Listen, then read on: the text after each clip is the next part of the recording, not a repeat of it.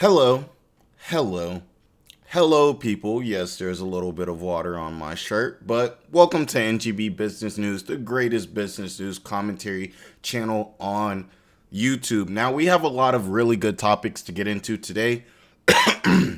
Excuse me. We've got a lot of good topics to get in today. Disney's been laying off a lot of people. I think they plan on laying off around 12,000 people, but so far they've laid off 4,000. You know, it's crazy. We've been seeing it in a lot of businesses lately, especially these tech businesses, TikTok, Twitter, all of them. They've been, laying off tons of people. Apple, Facebook, they've all been laying off almost 70, 80% of their workforce, which is insane. Disney's been going through a lot of situations right now. They're at war with Ron DeSantis.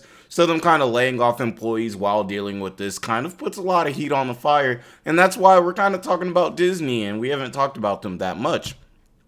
Also, we're going to have an interview with CNBC's Brian Sullivan. He actually interviewed an AI version of himself. So you guys know the emergence of AI has been a real huge thing. A lot of people are concerned about it. A lot of people are excited about it and everything like that. So we just want to see what AI can do and everything like that. And this is a good way to see, because could this become a thing where people in AI can actually have full-on conversations with themselves? Maybe it thinks just like you to a degree, and everything like that. So that's an interesting dynamic. And I think even though we did see tons of uses with AI, somebody interviewing themselves or interviewing AI was not necessarily something I feel that was on most of our agenda. So that's interesting.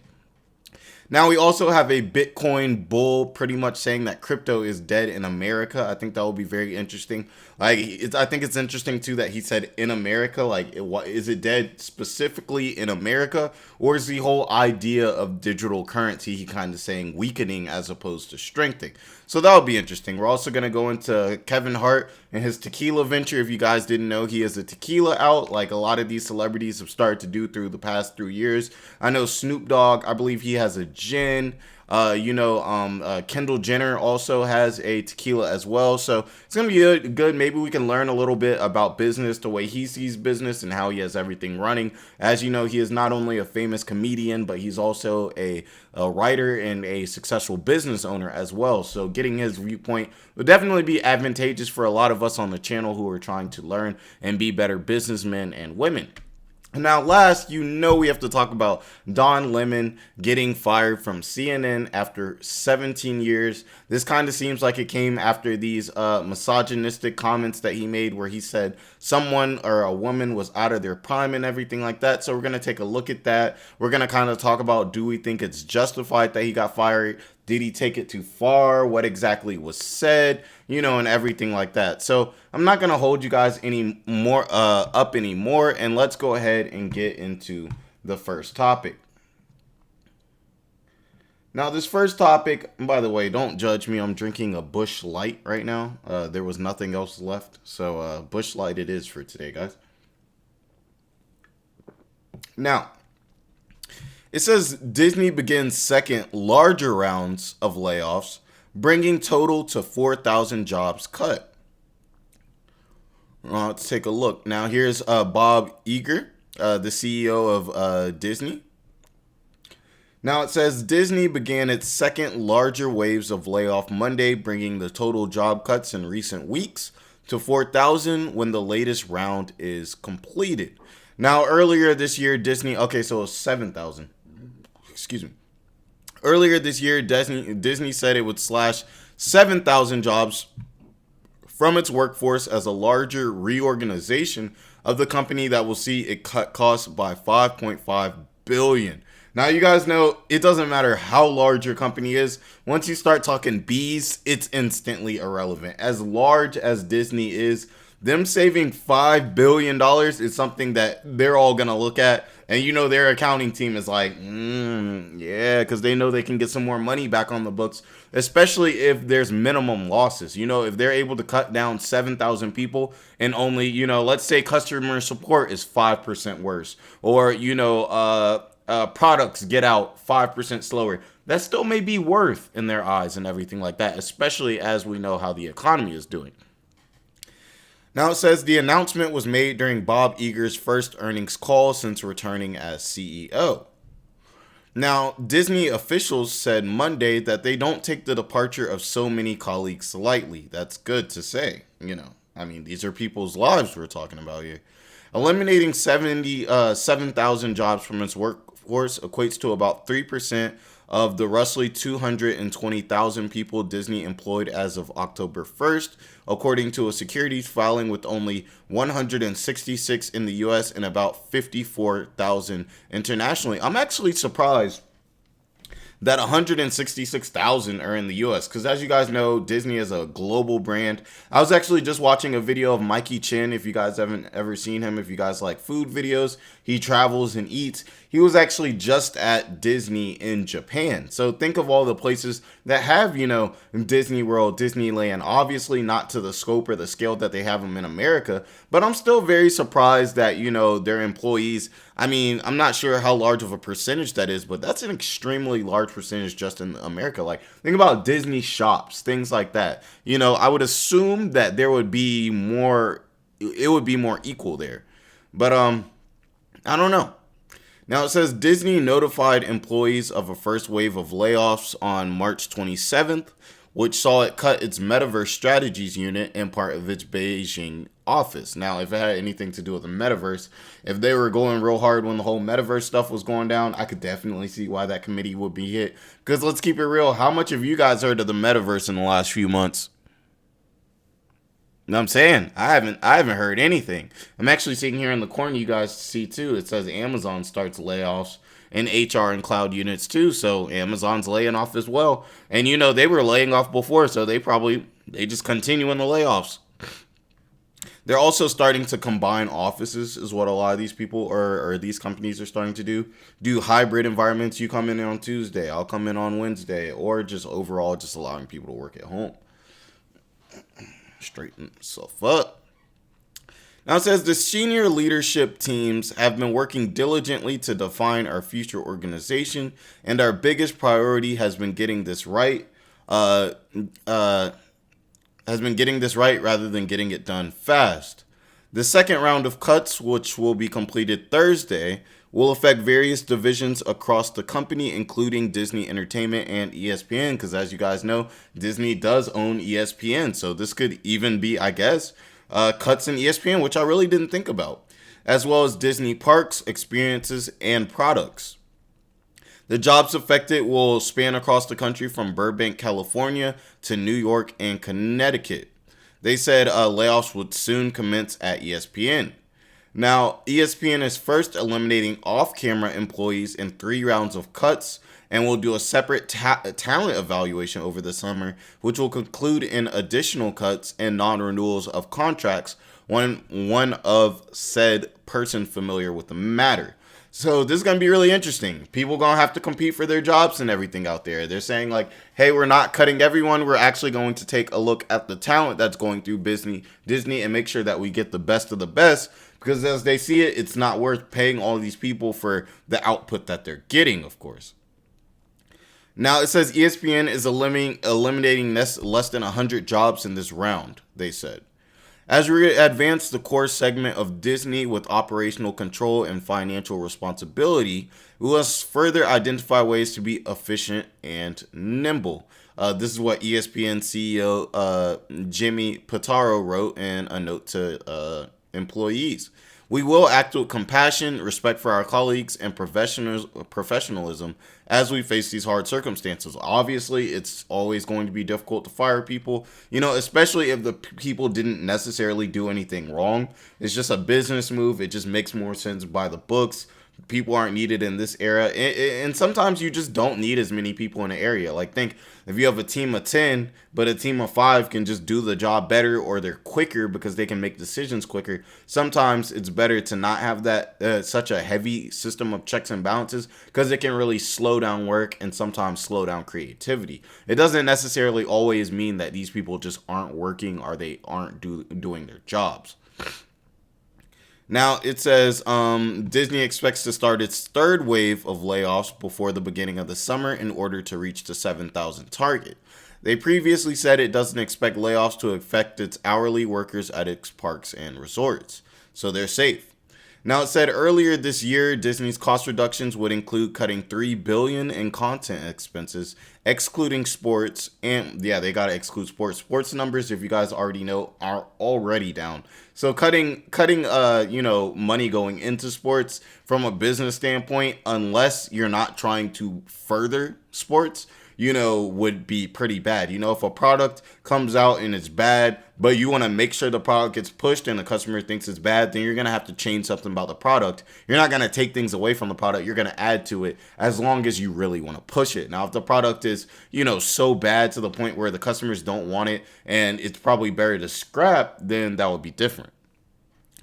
Now it says the remaining $2.5 billion from non-content cuts. At that point, Disney executives said about $1 billion in cost cutting has already been underway since the last quarter. Now it says the cost cutting measures at Disney come as media companies have been pulling back on content spending and spending in general, which makes sense with this economy that we have right now, as they look to make their streaming businesses profitable. The reorganization was also put into place when Disney was still in the midst of a proxy fight with Nelson Peltz and his firm, Trian Management. Soon after the announcement, Peltz called off his proxy war. Now, here's the memo that sent to Disney employees Monday from Bergman and Walden. So, Disney employees did not want to see this, but let's see what they got hit with.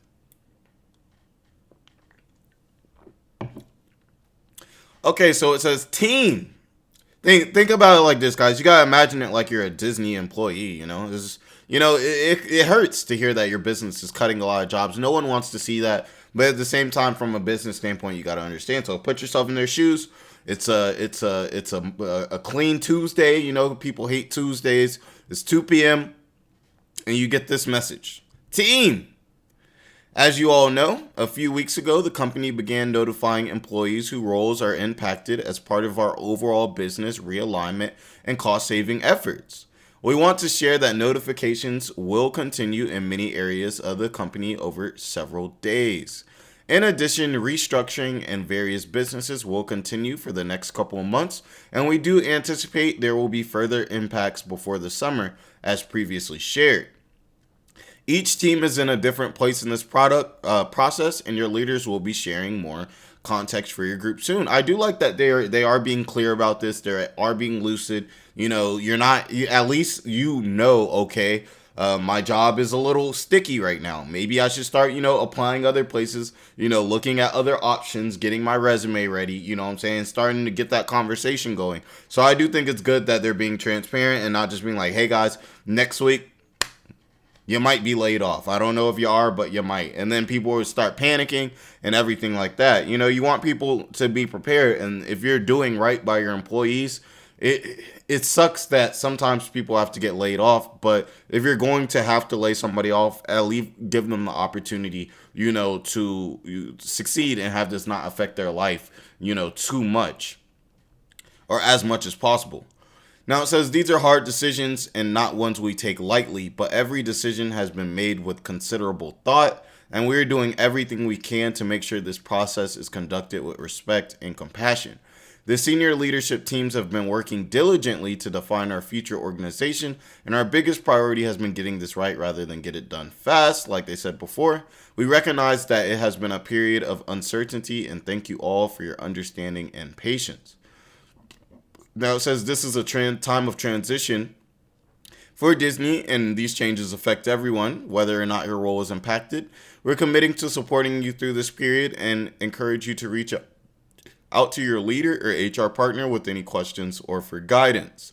While we're confident that these efforts will be better position us for the future, we realize this all takes a toll. We want to acknowledge the impact of this moment and simply reiterate our appreciation for all of you and the passion and dedication you've brought to the work we do every day. And for those who will be leaving the company, please know that your contributions are valued and appreciated. You've all played a meaningful role in making Disney what it is today. Very scary. I mean, it doesn't sound that bad, but if you're a person working at Disney, yeah, you would definitely be concerned about this. This would keep you up at night because in the future you might just be one of those people that this is talking about. like I said, I do like the transparency and everything like this. The economy is terrible. It makes a lot of sense. Disney, just like all of these other content companies and tech companies, is just having to cut down just so the business can sustain. You know, if you keep everyone, your numbers could end up off, and then possibly you could end up, you know, to the point where you're losing money every year as opposed to making money every year, which will make the business no longer sustainable. And at that point, nobody's going to have a job. So I want to know what you guys think about this. What do you guys think is related? Like, what do you guys think is the reason that Disney's having to make all of these cuts? You know, get into that. Do you guys think that Disney went about it the right way? You know, I want to know what you guys think about that and everything. But it's a very interesting story, and I just like to track things like this because I feel like it really helps us to gauge and gotta kind of get a feel of where our economy is still standing. You know, so when we hear things like Disney is still looking to lay off of those people, all those people, we still know that our economy is not where it needs to be, because when our economy was doing well, when everything was great, we were not hearing about all these layoffs, you know, and everything like that. So I think it's just good for us to kind of get a gauge on where we are, you know, within our U.S. economy right now. So I'm not going to hold you guys up, of course, and let's get into the next video. Now, the next video is actually about to be very, very interesting. We can see CNBC's Brian Sullivan interviews a deep fake version of himself. If you guys don't know what deep fake is, it's essentially taking someone's face and kind of putting it on someone else's face. You know, it'd be kind of like if you made me look like Trump and I'm sitting here talking, but it looks like Trump is here. You know, it's essentially AI. Just think about it as like artificial intelligence. But what real Brian, as you can see here, it says real Brian versus fake Brian or faux Brian, you know, it's going to be an interview between him and the AI version of himself. So I thought this would be really fun, real good for us to kind of look at and get a view at, like, where is AI right now? Does it seem realistic? Does it seem fake? Because, you know, we're getting into the era now where people are starting to scam. They're starting to call and sound like other people that you would know and things like that and scam you in that manner. You know, sometimes you're like, hey man, like I just had to use somebody else's phone, but they hear your voice. You can't tell it's AI. You send them money. So be very, very careful during these times as technology progresses, because just as technology progresses, and that could be a great thing for us, possibly, like, you know what I'm saying, make sure you have the perfect amount of sauce on your McDonald's burger every single time. There can also be negatives, and there will always be evil powers who want to use this for a negative reason. So let's get into this and see what this interview is like. I feel like this should be pretty cool. Do you ever wish you didn't have to sacrifice clean for gentle? Tide Free and Gentle is always the an ad, gentleness you people. need with the Tide stain fighting power you trust. Downy Free and Gentle has no perfumes, no dyes, and softens clothes for sensitive skin. Also look for Bounce Free and Downy Free. Let's go ahead and interview faux Brian. Brian, does journalism have a future? Absolutely, Brian. Journalism and media play a critical role in providing information and keeping the public informed.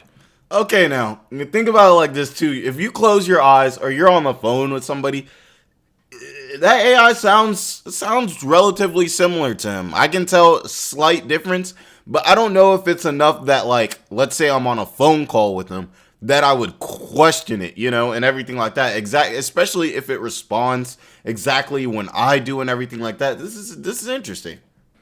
While the industry has faced disruption and challenges with the rise of digital media and social platforms, there will always be a demand for quality journalism and storytelling. Adapting to changes in technology and audience behavior will be key to a sustainable future for journalism. But I believe that the fundamental importance of journalism in society will never change. What are your thoughts on the future of journalism? Okay, that is absolutely stunning. Gosh, what should I ask myself? Start macro, I guess. He's like, this is kind of weird. Is artificial intelligence going to be good for humanity, or is it, faux Brian, a threat to humanity? That's a great question, Brian. Artificial intelligence has the potential to improve our lives in many ways, from enhancing healthcare and transportation systems to optimizing business operations and saving energy. However, it's also important to acknowledge the potential risks and challenges associated with AI, such as job displacement and privacy concerns. As with any technological advancement, it's essential to approach AI with caution and consider its impact on society as a whole. By working towards responsible development and deployment of AI, we can harness its benefits while mitigating its risks. What is the greatest movie? I can't lie, y'all. The thing that makes me scared of this is these responses that this AI is giving is the type of response that I feel if you're not an extraordinary human, you could definitely give these points, but you would need to go into Google, learn a little bit, pull it out, and everything like that. While the AI is just able to just spit it. Like, it's able to just... Oh, man, that's insane. The AI made excellent points, not only for the good of AI, but it also made points that are genuine points about what is concerning about AI. That quickly off the top of its head. I bet if you asked real Brian that same question, I highly doubt real Brian will give you as good of a response. So then, if you can't see real Brian, is there a reason for Brian? Ever made? Well, Brian, that's a difficult question. There are so many incredible movies out there, each with its own unique qualities and appeal. It can be tough to choose just one as the greatest ever made.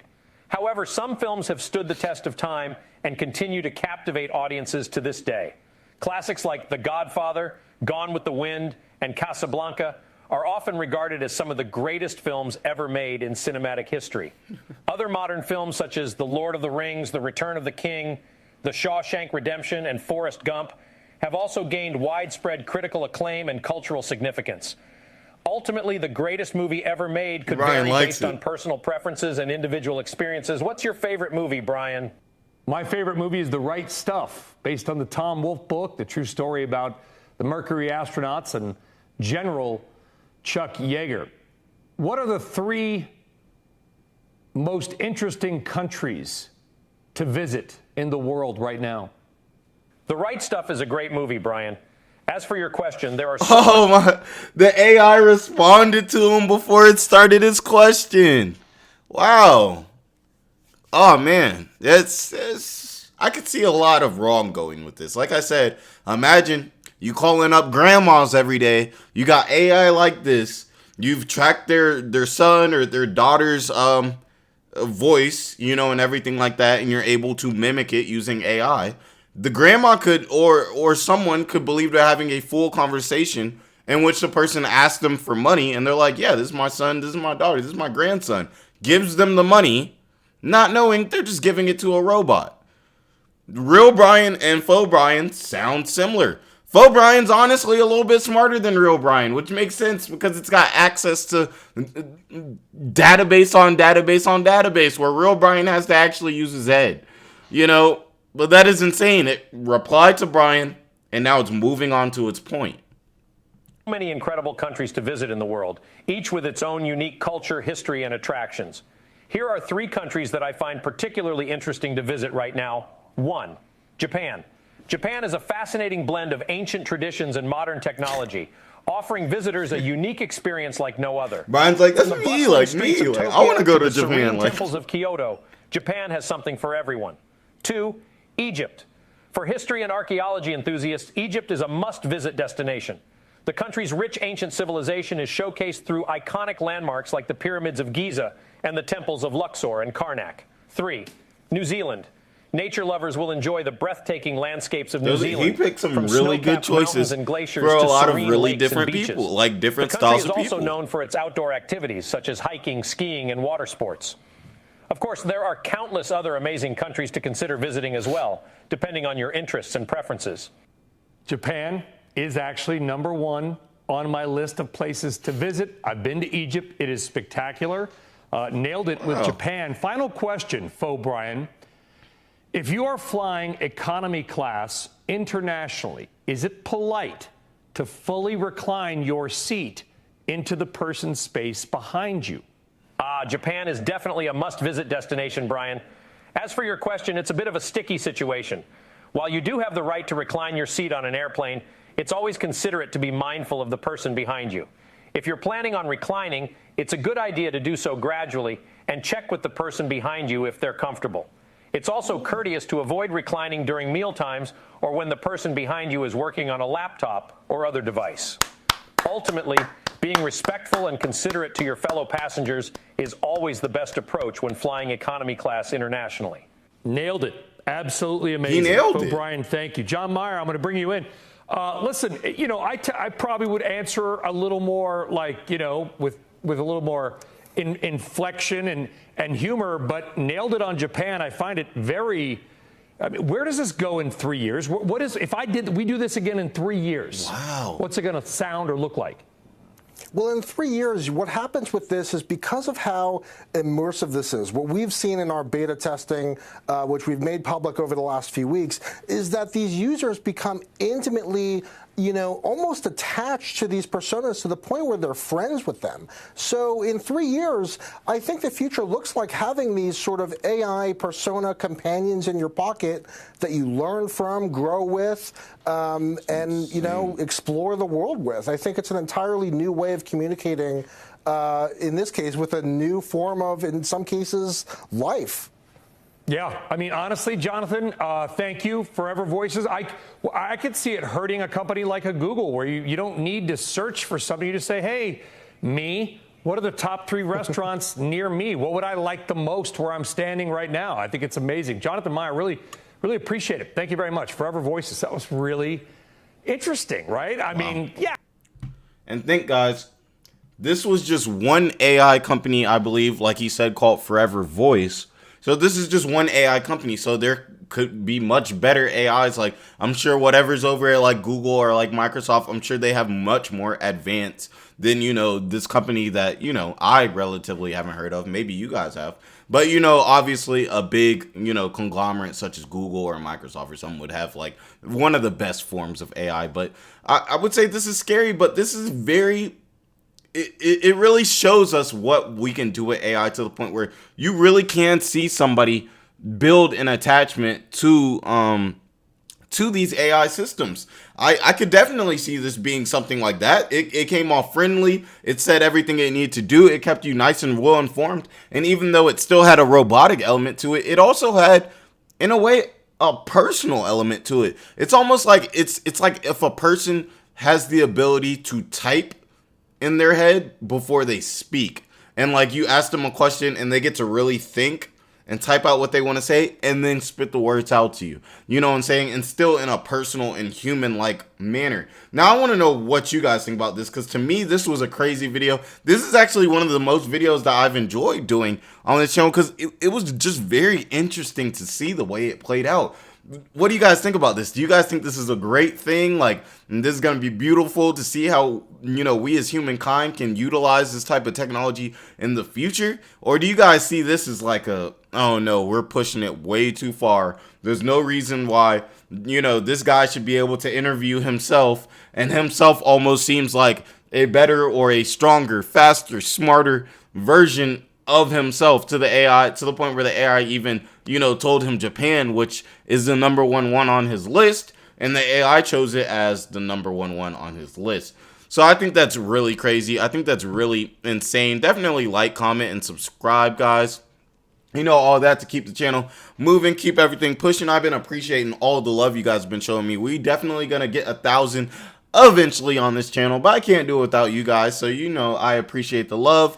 And we're definitely going to get into the next topic after I get some water. The next topic is about a Bitcoin bull apparently saying that crypto is dead in America. Now, crypto's made a little bit of a push, so we're gonna want to see what's good with that, but I'll be right back, people.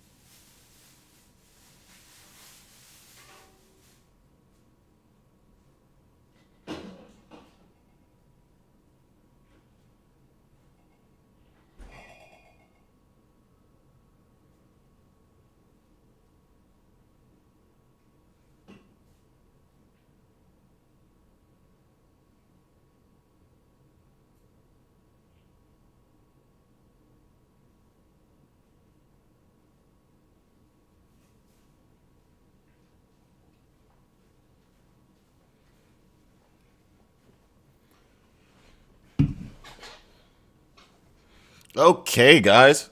Let's get into the next topic. Now, the next topic is going to be pretty interesting. My crypto guys are definitely going to love it. It's about crypto is dead in America, says longtime Bitcoin bull. I'm going to try the name. Let me let you guys see what's going on here.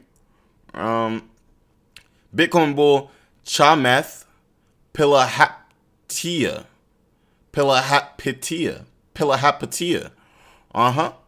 So this is him right there. Seems like a very intelligent man. You could tell when somebody's got the suits that are built kind of like a rug. They're always either extremely fresh, extremely good looking, or they look like old, like just outdated. You know, like where like the suit kind of has that texture of like a couch kind of and everything like that. So I'm assuming he's looking sharp. So I'm assuming he's got some money. I've got money. You know what I'm saying? But let's see what he has to say. Now, also for my guys who play RuneScape, hop on some RuneScape, you know what I'm saying? Now, tech investor Chamath Palihapitiya, who said 2 years ago that Bitcoin has replaced gold and predicted that the digital currency would climb to $200,000, has a more cautious view on cryptocurrency these days. Oh man, that's a bad call. Calling crypto to go to 200,000 right before it got slaughtered from about 50, 60,000 and sat around in the 20s.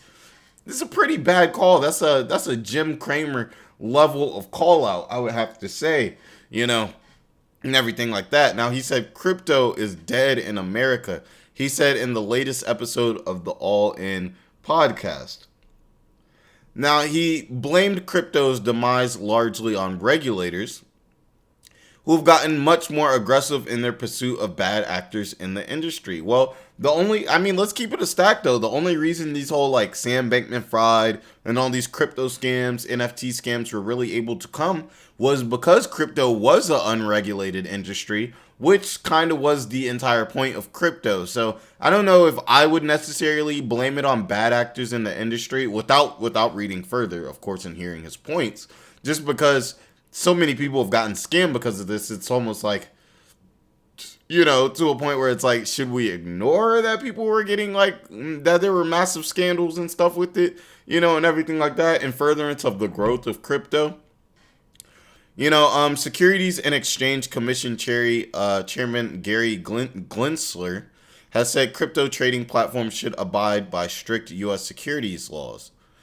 In answering in front of lawmakers recently, he connected the collapse of Silicon Valley Bank with the crypto industry. Definitely was. He said you had Gensler even blaming the banking crisis on crypto. The United States authorities have firmly pointed their guns at crypto. Now it says the SEC has ramped up its enforcement of the crypto industry, bearing down on companies and projects that the regulator alleges were selling unregistered securities. Big problem. Actually, big problem. And that was definitely happening. Now, it says in February, the agency proposed rules that would change which crypto firms can custody customer assets. In March, the SEC issued crypto exchange Coinbase a Wells notice, typically one of the final steps before it files charges, warning the company that it identified potential violations of U.S. securities law. Last week, the SEC charged the crypto asset trading firm Bittrex and its ex-CEO with operating an unregistered exchange. See, that's really the problem here, is we have a whole bunch of, like they said, a whole bunch of crypto exchanges, and they don't have to necessarily go through the same checks and balances or the same process that something, you know, like Forex.com or TD Ameritrade or Charles Schwab would have to go through for you know, to put your money onto the account and trade it into various things. There's less rules, there's less regulation on it. One, because it's a new thing, but two, because, like I said, the whole point of cryptocurrency was so government and financial institutions wouldn't be able to have such an influence on it. It was more something where you wanted the people to just influence it and affect, you know, supply and demand simply from a supply and demand standpoint, a purely economical standpoint, without laws and rules affecting the way that the money is generated.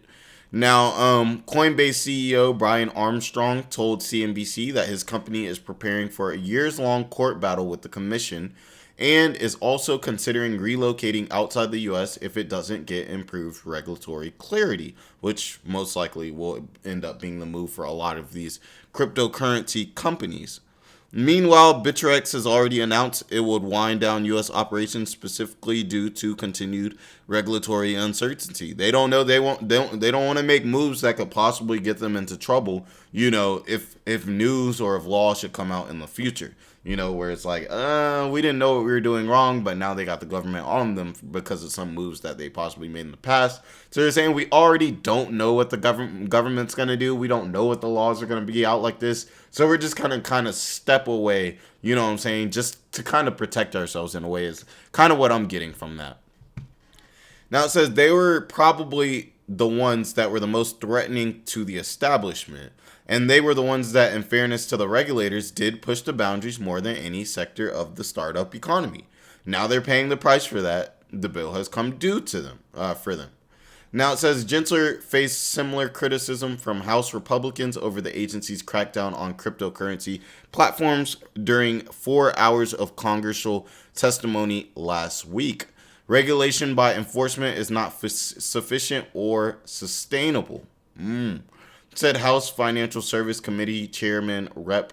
Patrick McHenry, Republican, Northern Carolina.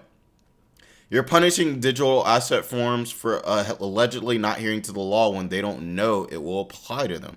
That's the issue here, kind of like the issue with AI. It's like, how far do I take it? What am I allowed to do? What am I not allowed to do?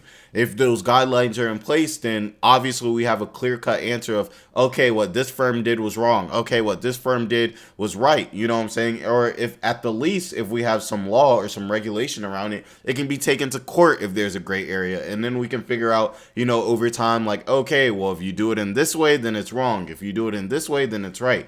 But the problem is that regulation is not there. So people are allowed to do whatever they want to do. And then when it comes time and they do something that, let's say, hurts people, then they can say, hey, like, I didn't know that I wasn't allowed to do this. And they're essentially justified in saying that because there were no laws in place to tell them that it wasn't okay to do that, and everything like that.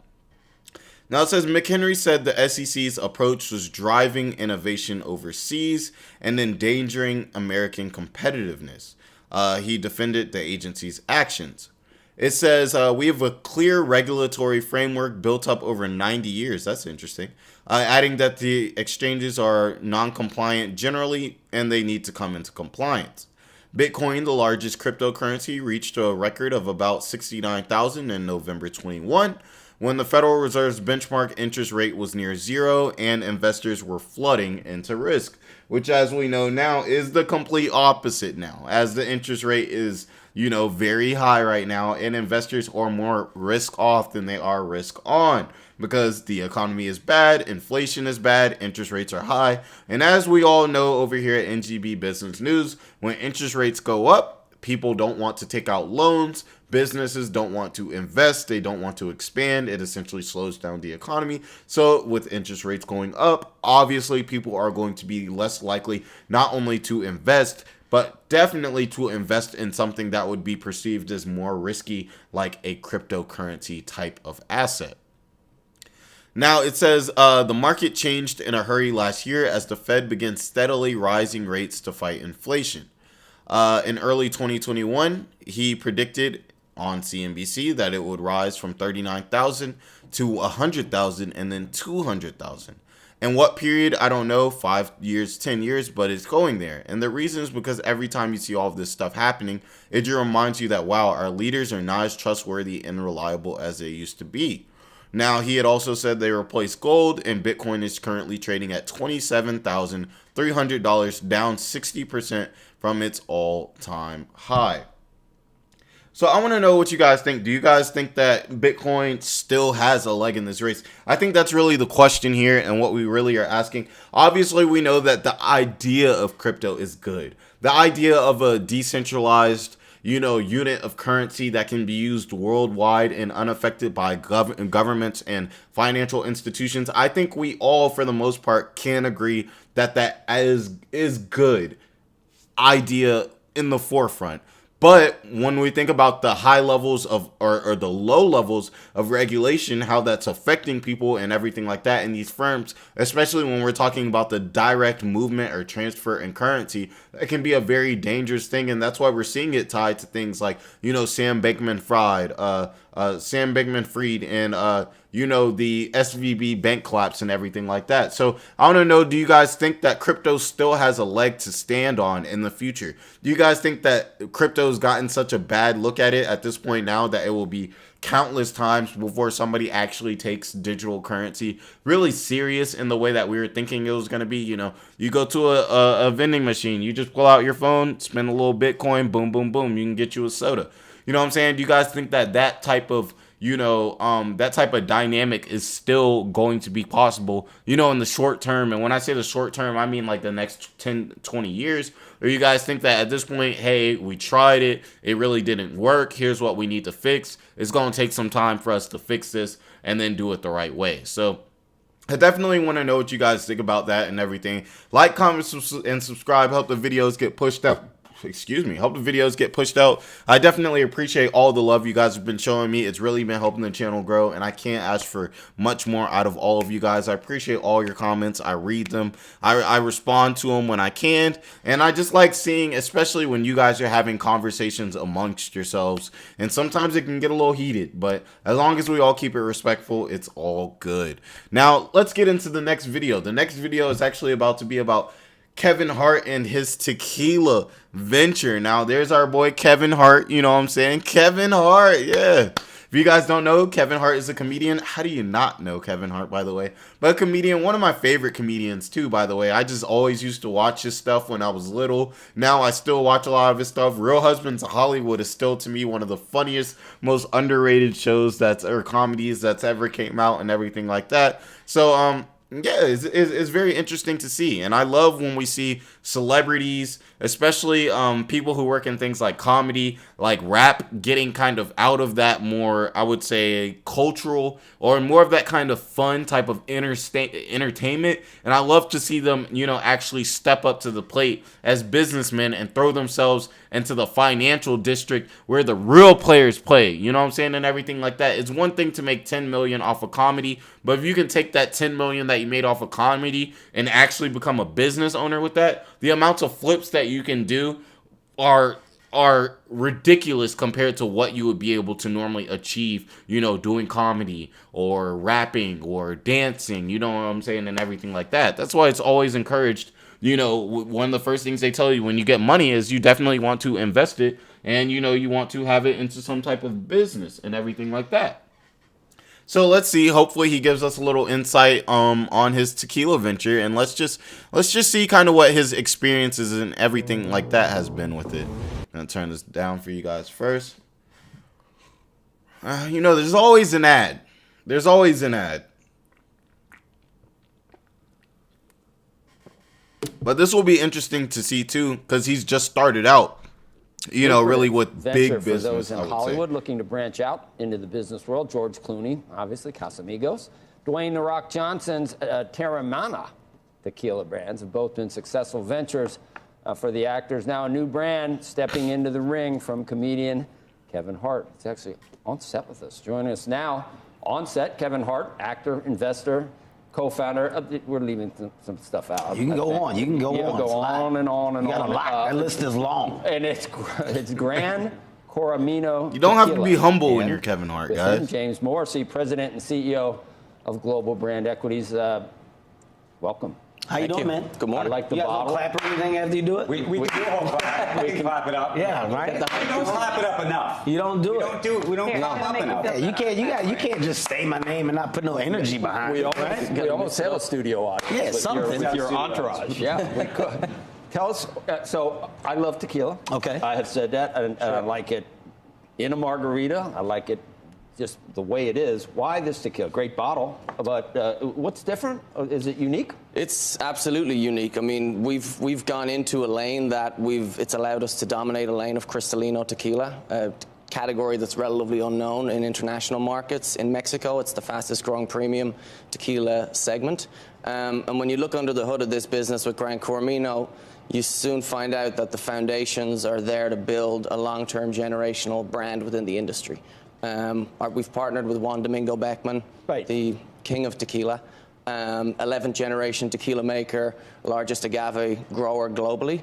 And he's been able to help us create an incredible liquid at a new standard of quality and give us the production, distribution, and sales muscle that we need to create a long-term Kevin Hart's hilarious. Love it, James. So well See, said. hey guys, there's already a lesson for us right there. If you're gonna start a business, first thing you want to do is go to somebody who's successful and ask for a little help, ask for a little advice. Like, rather than, you don't always have to do it on your own, guys. You know what I'm saying?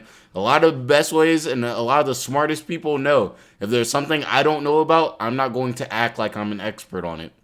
I'm going to go to an expert. I'm going to get that advice from the expert. I'm going to take that advice from the expert, and then I'm going to go about it that way. If you try to do it by yourself, most likely, especially if it's your first time, you're probably going to fail. And as you guys know, what is it, like 80% of businesses or something fail? Probably more within the first like few years. So well said, James. Supportive partner. There's premium tequila is it's kind of crowded. Was there any discussion of anything else? Any other entry?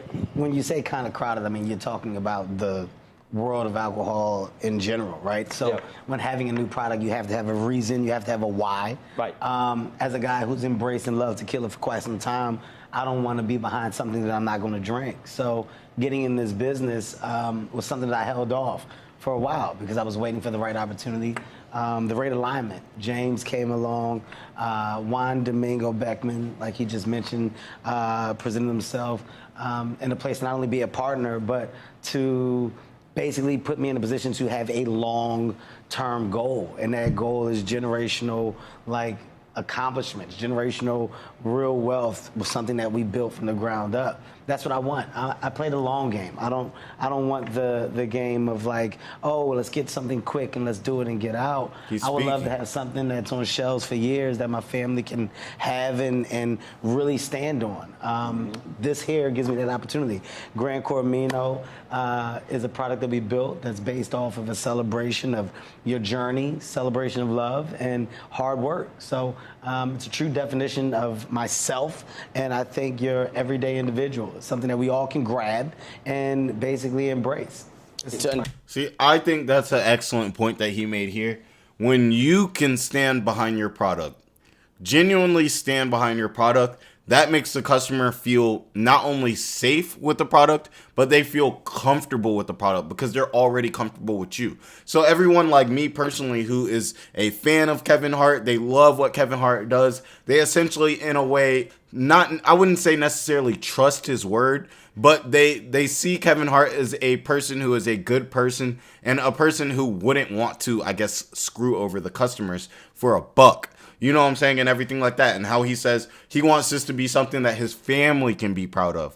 When I'm drinking or I'm going and buying a bottle, I'm thinking, wow, like Kevin Hart standing behind this. You know, there's at that point, it's not just tequila. That's what I'm saying. At that point, when you have that comfortability, and that's why he's an excellent celebrity, I feel like, to endorse this tequila, is because when you go there, you're telling a story. You're buying that tequila and you're drinking with the guys and everything, and you're like, hey, yeah, we're watching this game and we're drinking that Kevin Hart tequila. You know what I'm saying? Like, hey, bro, you want to come over and try this Kevin Hart tequila? You can't have a Luna Zol. You can't even have a 1800. And I can't call up my friend and be like, hey, man, you want to try some 1800? They're going to be like, even though 1800 is a quality and well-respected brand, there's not a story to it that people know that would make one of my friends or something come over simply just to try it. But they have such an opportunity here where supporters of Kevin Hart can really, you know, almost root for Kevin Hart, or root for, you could even make it for black business. It's not black business, but you get what I'm saying. You almost have a reason to want to support. At this point, it makes me want to support the brand because I want to see the brand be successful, because this is a person that I think has been a good contributor to the nation, and I would want to contribute to that person's success, if you guys get what I'm saying. So I think that's a very good decision that they made in choosing Kevin Hart. I was going to say Kevin Durant, but Kevin Hart for this tequila and everything like that. I think it's an excellent choice. I think he's a very funny guy, but you can tell in the way that he speaks, he's very confident, and he is smart. He's intelligent. He's not one of those people who's just a face of the brand, you can tell, and doesn't really have a say in how it tastes. He's a partner, doesn't have a say, or a person that you wouldn't want to have a say. You know what I'm saying? Like, just because you can't just grab any celebrity, any rapper or something like that. Because I see like a brand from somebody ignorant, I'm just either going to assume the brand is ignorant, or I'm going to look at the product and I'm going to be like, this person just did it for some money, and everything like that. But with Kevin Hart being as intelligent and as competent, that's the word I was looking for, competent, as he is, with him having trust in this brand, I feel as though I can have trust in that brand. Could I be wrong? Absolutely. We could all be wrong. But that's already one check mark off, to where before I even try it, already in the back of my head have a positive connotation of the drink as opposed to a negative connotation of the drink. To your point, the competitive landscape, there's over 1,000 brands within the tequila space right now. Our first year last year, we have created a spot within the top 5%. You outpaced Casamigos for it's the most successful premium, over $50 launch of a spirits product category-wide in the last decade. How long are you looking to get into this? How long? It took me about, I'll say our development with this was probably about 4 years. I was probably sitting in the wings, waiting for the right thing to do, probably for 7. And you were looking at were the people that you had pitched yourself, and the other people were pitching you? No, people were just coming to me. People were coming to me, but it was all about throwing your face on a product and just having your face on a label that you had nothing to do with. That's what I was going to say. Yeah, Jennifer Lopez just took a big hit for launching an alcohol brand when she's supposedly sober, the issues her husband have been through. But this is something you drink and have been doing.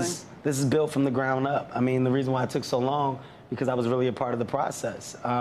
The taste of this liquor is something that we were very adamant about, and it being right. And I was a pain in the ass, for lack of a better word, right? If it didn't fit the world of my liking, it wasn't what we were going to use. And I can say the alignment of Juan and his team and James. I need that jacket. I got the white tee. Mine isn't as crisp as his. I got the white tee. I need the jacket, though. If he feels that his belief and his palate is what we should be following, is what we're going to do. And it took us a while to get there, but we got there. And the response thus far has been unbelievable. And I think that's the key thing when you're talking about your liquor, is like the taste, the response that people are walking away with. If it tastes good, you're going to be in play. That's what I'm most confident about. People are coming and they're staying because of how good the liquor is. And that means that the time was well worth the wait. Oh, man. This is why we love Kevin. See, now, out of all the good talking points that he said, even though he said, like, you know what I'm saying, we see it as like a personal brand to him and everything like that, and we want to trust a product because it's Kevin. We love Kevin. You know what I'm saying? And everything like that. It all comes down to the product itself. Even if you like a brand, let's take Kylie Jenner for instance. I remember my ex, she got some of the Kylie Jenner. It might have been some of her makeup or one of her somethings. Who knows? You know, I probably need a little makeup. You know what I'm saying? But you know what I'm saying. She likes Kylie Jenner, so you know she trusted the brand and everything. But after she used it, as much as she likes Kylie Jenner, she just had to go with other brands. Why? Because the product wasn't quality enough for her to be like, this is what I want to use. So like Kevin was saying, like, yeah, I can be a part of it and everything like that. But in the end, it all comes down to the taste of the tequila. What is a person thinking after they drink the tequila and, you know, everybody goes home? They're like, man, you know, that was a really good tequila. Like, you know what I'm saying? That's one of my drinks. If I have to give some recommendations to other people, I'm going to recommend this tequila. So I think there was a lot of really good points about product placement and development that was made in this interview with Kevin Hart. He's not just funny, guys. He can get serious when it's time to get to them stacks, you know what I'm saying, and everything like that. So I think there was a lot of really good lessons to learn from this. Let me know what you guys think about this. Definitely let me know if you guys have tried the tequila, because I haven't tried it yet or anything like that. And of course, like, comment, and subscribe to help the channel grow. I'm not going to hold this up too much, so we're going to go ahead and get into the next topic, guys.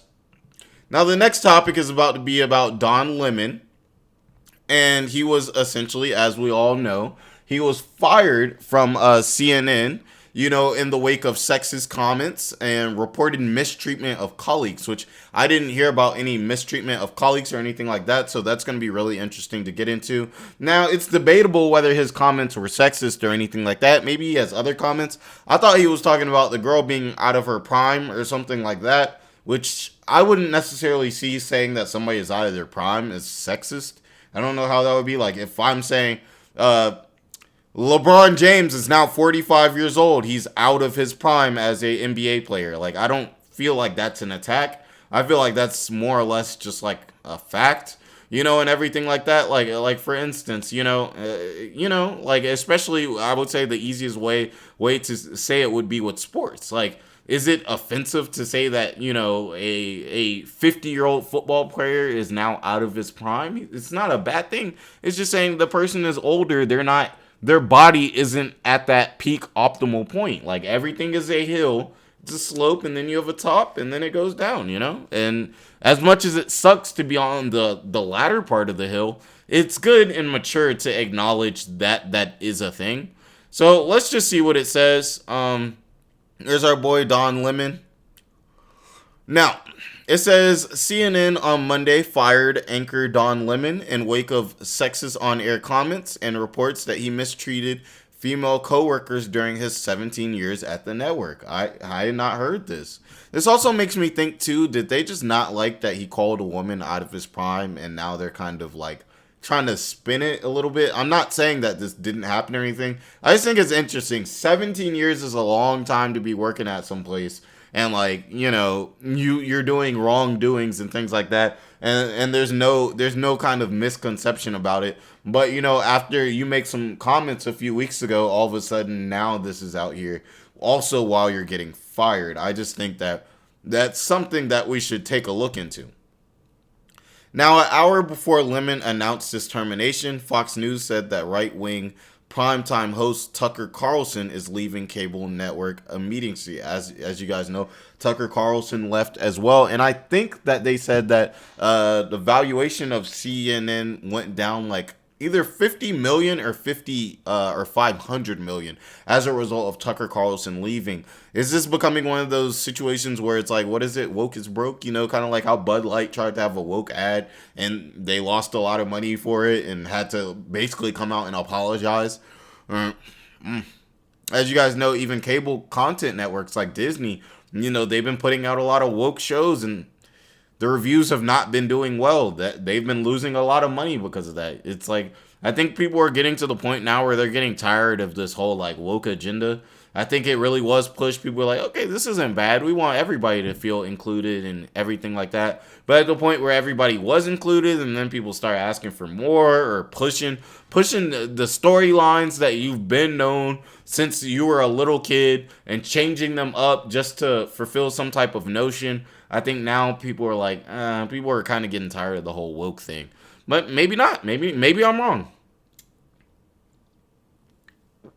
Now, said on Sunday, NBC Universal said CEO Jeff Shell has left his role due to an inappropriate relation with a woman in the company. Lemon, who had hosted CNN this morning as scheduled, said his agent was informed about his termination Monday morning. He said he was stunned by the news. I'm sure he was. He probably thought his comment was like a little extra, for TV, but he probably didn't think it was like fireworky. He didn't know how these woke people be. He said, I would have thought somebody in management would have the decency to tell me directly. That is kind of sad to hear it by your agent when you work somewhere for 17 years. He said in a Twitter post, at no time was I ever given any indication that I would not be able to continue to do the work I have loved at the network. Now, he added, it's clear that there are some larger issues at play without offering more details. I believe that too as well. I think they're trying to save some face. I think they were seeing a lot of comments coming out saying, oh my God, like, how dare you say, like, that woman or whatever isn't in her prime. I think in this case, I do think he was wrong. Guys, correct me if I'm wrong. But I think he was saying that the woman isn't in her prime when she was trying to run for a government office. I don't think there really is a prime necessarily when it comes to government office, because that's more of a mental thing. I mean, obviously, maybe if it's the case of Joe Biden where you don't know where to walk when you go off stage, you're falling off of bikes and you're falling asleep at meetings, then maybe we can talk about prime then. But in general, somebody who's 50, even 60, you know, it's not their age shouldn't really have too much of a play in the decisions that they make with politics.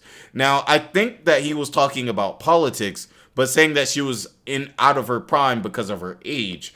I think that was the mistake. Correct me if I'm wrong. Now, if we're talking about something like her ability to bear children, guys, please don't cancel me for this, then obviously she's going to be out of her prime.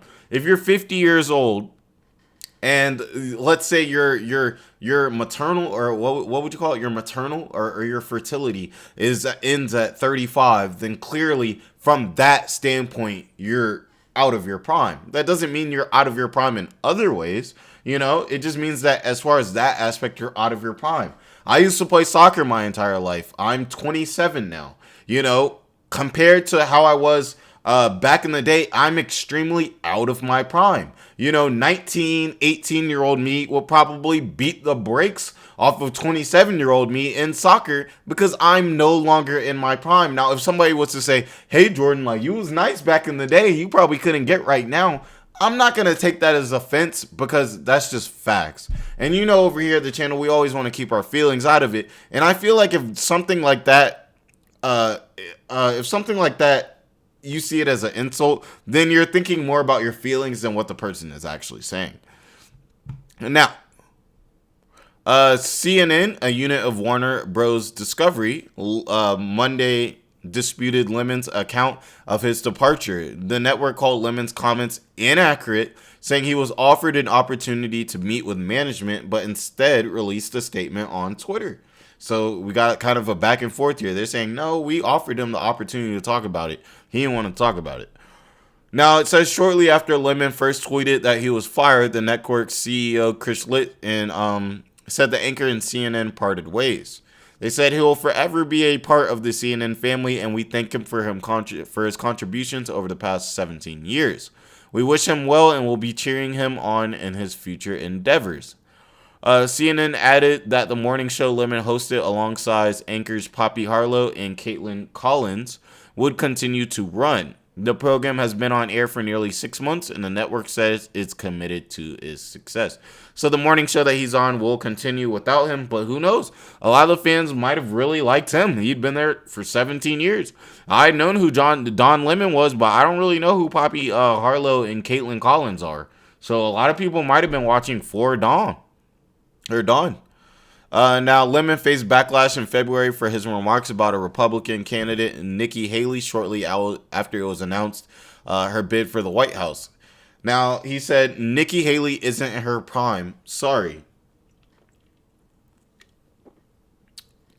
A woman is considered to be in their prime in their 20s and 30s, maybe 40s.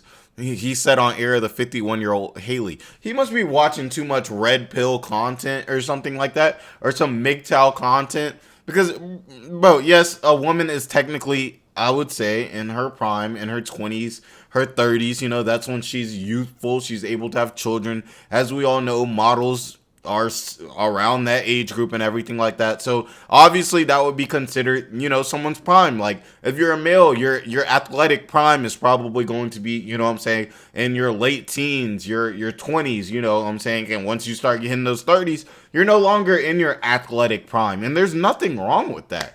But what he got wrong is he's speaking about her as a woman in her prime, but we're not talking about physically. We're talking about her ability to be efficient in government, which are two completely different things. And that's why I think that was a stupid statement. And now I do think it was a stupid statement to fire the man, to call him sexist for it. I don't think it was sexist at all.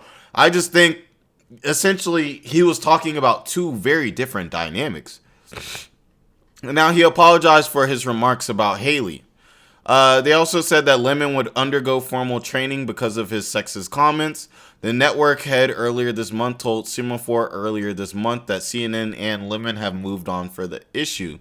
His firing also follows a lengthy Variety story this month that alleged the anchor had a history of threatening and making offensive remarks to female staffers at CNN. See, if he was doing that, then yes, I understand. But my question is, 17 years, why we not hear nothing about that, until now? I'm feeling like they're kind of trying to push an agenda on him of, hey, if you want to make any type of comments like this, if you feel like it's okay to say that a woman isn't in her fertility pride because she's 60 years old, then we're going to demonize you. We're going to fire you. And we're going to use Don Lemon as an example of that. Basically saying, hey, shut up. That's what I'm seeing here is, hey, even if you feel it, shut up, Now, the report was based on more than a dozen former and current colleagues of Lemon. Most of them spoke anonymously to the outlet. Excuse me. Now, I want to hear who's not anonymous, because, like I said, this seems like this came out the blue, so I want to hear some people really talk about their experiences working with him. Now, they say among the incidents, he got angry when he was passed over for a reporting assignment in favor of former CNN correspondent Kyra Phillips in 2008. He had been anchoring CNN's Live From program at the time. Phillips later received 2 threatening texts from an unknown sender, and CNN traced them back to Lemon, according to the Variety. That would be crazy. But this happened back in 2008. If they traced it back to Lemon, if they really did, why wasn't he fired? I don't think you get to just threaten your coworkers and just like, okay, well, we caught him. We caught you threatening her right there, but you're not fired. This was in 2008, guys. So it seems weird. A spokesperson for Lemon criticized the article at the time it was published, telling NBC News that it's amazing and disappointing that Variety would be so reckless. The spokesperson told NBC that Variety's story is riddled with patently false anecdotes and no concrete evidence, is entirely based on unsourced, unsubstantiated 15-year-old anonymous gossip. Well, Lemon is under attack. See, guys? That's why. Hey, if you ever make a red pill channel or something, make sure you don't have a job, guys.